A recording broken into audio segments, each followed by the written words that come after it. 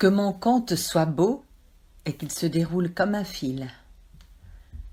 On raconte qu'il était une fois en Kabylie un vieux grand-père qu'on appelait grand-père Inouba.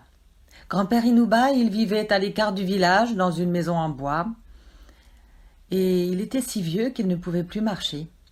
Alors on avait installé près de sa porte d'entrée une paillasse. C'est là qu'il était toute la journée. Et on avait accroché à la targette une ficelle, si bien que quand quelqu'un venait lui rendre visite, c'était selon, il l'ouvrait ou il n'ouvrait pas, en tirant sur la ficelle. Sa petite fille Aïcha, qui vivait au village avec ses parents, venait le voir chaque jour. Elle lui apportait ce que sa mère lui avait préparé à manger pour son grand-père. Et chaque jour, c'était un rituel. En arrivant, elle posait son panier rempli de victuailles et puis elle frappait à la porte en disant « Grand-père Inouba, c'est moi Aïcha, ta petite fille.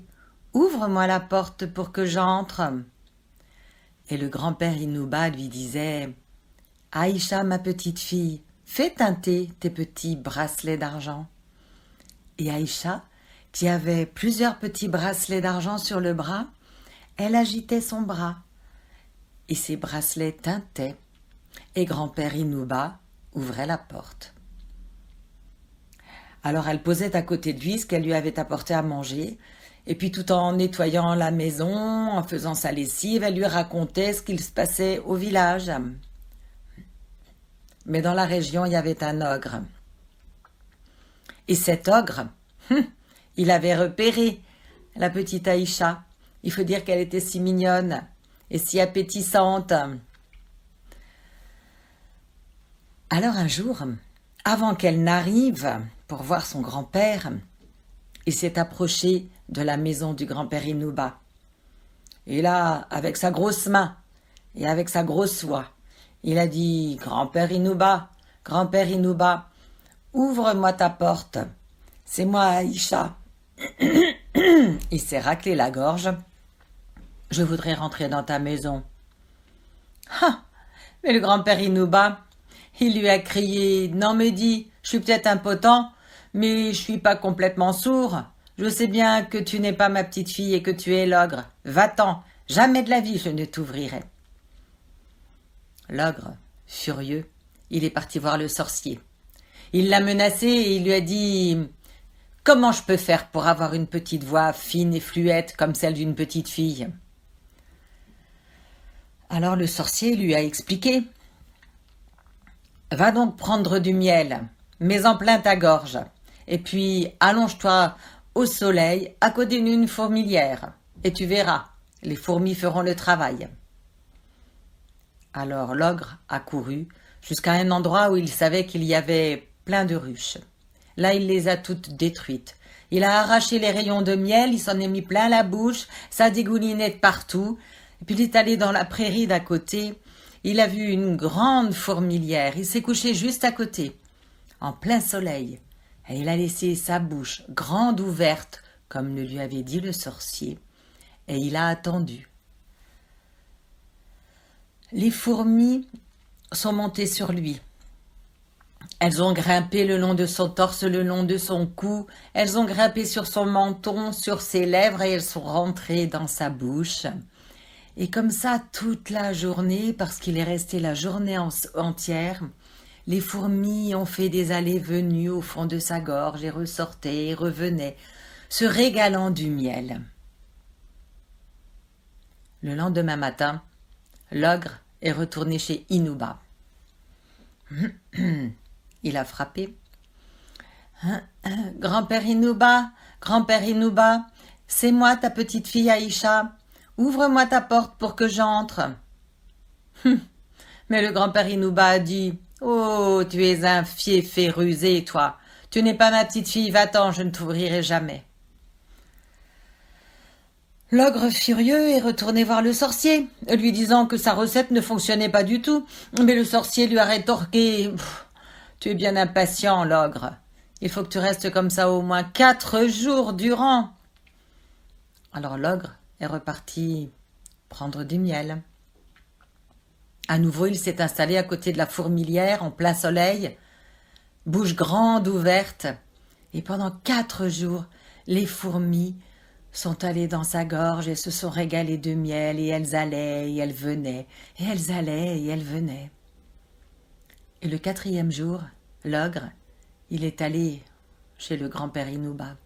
Au passage, il a pris une chaîne. Et puis il a frappé à la porte.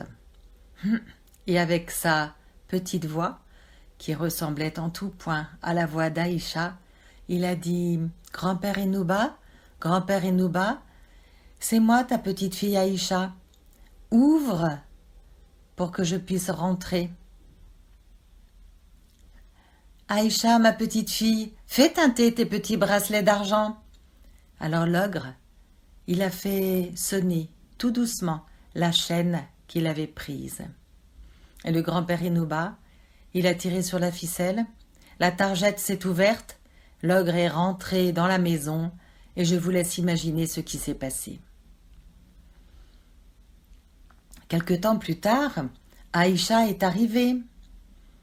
Elle avait son panier rempli de dattes, d'oranges, d'un délicieux couscous que sa mère avait cuisiné. Elle s'est penchée pour poser son panier et là, elle a vu que du sang coulait sous la porte. Alors inquiète, elle a frappé.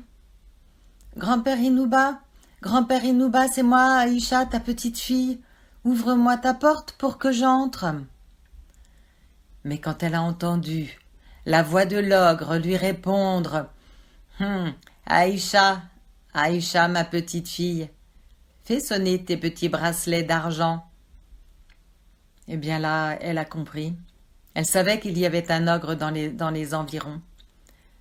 Alors, affolée, elle a répondu à l'ogre « Écoute, grand-père Inouba, j'ai oublié quelque chose à la maison. Je vais le chercher et je reviens tout de suite. Ne t'inquiète pas. » Et elle est partie en courant au village. Là, elle a prévenu son père. Et son père a prévenu le village en entier. Et tout le monde s'est réuni sur la grande place, sous le grand arbre. Et on a pris une décision. Que chaque famille apporte un fagot de bois. C'est ce qui a été fait. Et tous les hommes du village, ensemble, sans faire de bruit, sont allés jusqu'à la maison du grand-père Inouba. Et là, toujours sans faire de bruit, chacun a posé son fagot de bois jusqu'à entourer complètement la maison. Et puis on a craqué une allumette, le feu a pris, des grandes flammes sont montées jusqu'au ciel et une fumée épaisse s'est dégagée. Et à l'intérieur de la maison, l'ogre hurlait, tempêtait, râlait, suppliant qu'on lui ouvre. Et bien sûr, on ne l'aurait pas fait, et en plus, il a pris feu très rapidement lui aussi. Et il n'est resté qu'un tas de cendres de l'ogre et de la maison du grand-père Inouba. Eh bien, on raconte, et même on peut le voir, car il y est toujours, que l'année suivante, une petite pousse verte est sortie de ses cendres, et qu'on l'a laissée grandir, et qu'elle est devenue un chêne, bien robuste, bien solide. Ce chêne, certains l'appellent le chêne de l'ogre, et d'autres le chêne du grand-père Inouba. Mon histoire est terminée. Je l'ai contée à des seigneurs.